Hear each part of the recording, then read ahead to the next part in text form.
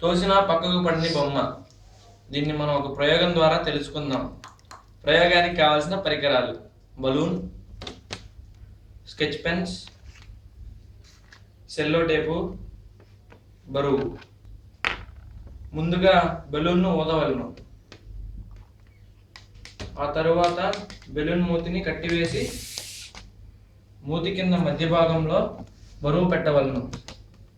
దాన్ని టేపుతో అంటించవలను. Sketch పెన్స్తో balloon పై భాగంలో ఒక ముఖాన్ని పెయింట్ చేయాలి. ఇప్పుడు ఇదొక బొమ్మలా కనిపిస్తుంది. ఈ బొమ్మ గుండ్రంగా ఉన్న నిటారుగా నిలబడి ఉంటుంది. బొమ్మను పక్కకు తోసినప్పటికీ తిరిగి అది వెనక్కు వచ్చి నిటారుగా నిల్చొని ఉంటుంది.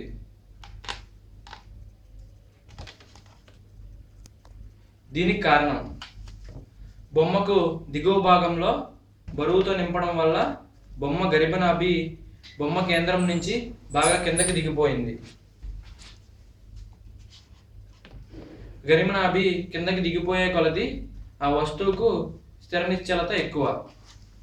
అందుకే ఆ బొమ్మను ఎటుగెంటినా తిరిగి నిటారుగా నిలబడుతుంది.